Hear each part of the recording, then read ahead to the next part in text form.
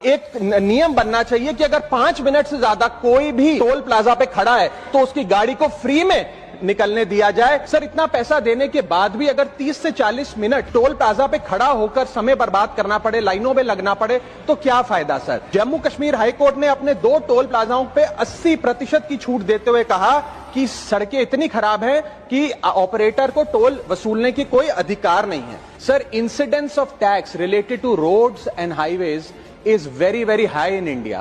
पहले हम income tax income के माध्यम से जब गाड़ी खरीदते हैं तो उस पर जीएसटी और नाना प्रकार के जो टैक्सेस देते हैं उसमें रोड टैक्स और इंफ्रास्ट्रक्चर सेस भी भरते हैं। उसके बाद जब पेट्रोल डीजल भरवाते हैं तो स्पेशल एक्साइज ड्यूटी वैट के साथ साथ हम रोड डेवलपमेंट सेस और इंफ्रास्ट्रक्चर सेस भी भरते हैं। उसके बाद जब हाईवे पे गाड़ी चलाते हैं तो टोल टैक्स भी हमसे वसूला जाता है, जो एक नागरिक के लिए अनबियरेबल बनता जा रहा है। सर, मेरा सेकंड कंसर्न है extremely poor quality of roads.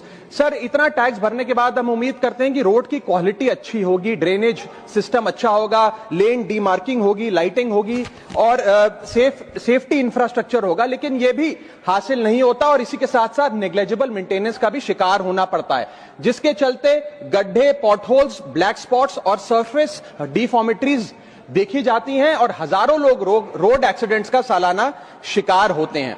Sir, इसके साथ साथ मैं बताना चाहूंगा कि केरला हाईकोर्ट ने हाल ही में अपने एक ऑर्डर में एनएचएआई को फटकार लगाते हुए कहा that if road continues to be bad और incomplete NHAI has no right to collect the toll और टोल प्लाजा बंद कर दिए। जम्मू कश्मीर हाईकोर्ट ने अपने 2 टोल प्लाजाओं पे 80% की छूट देते हुए कहा कि सड़कें इतनी खराब हैं कि ऑपरेटर को टोल वसूलने की कोई अधिकार नहीं है। सर, इसी के साथ साथ थर्ड कंसर्न है कंजेशन, ट्रैफिक जैम और delay at toll plaza. Sir, इतना पैसा देने के बाद भी अगर 30 से 40 मिनट टोल प्लाजा पे खड़ा होकर समय बर्बाद करना पड़े, लाइनों में लगना पड़े, तो क्या फायदा sir. Sir, highways are meant for seamless connectivity, seamless mobility, लेकिन टोल प्लाजा पे जो कंजेशन है उसकी कॉस्ट कौन कैलकुलेट करेगा।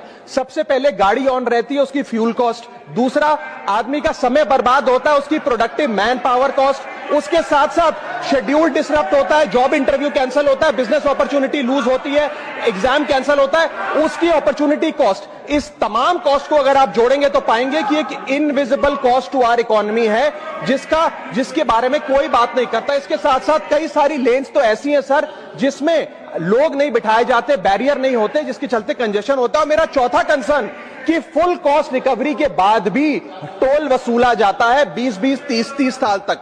सर, मैं ये कहना चाहूंगा कि ये एक लीगलाइज लूट है जिसे बंद करना चाहिए। इसके साथ साथ एक नियम बनना चाहिए कि अगर 5 मिनट से ज्यादा कोई भी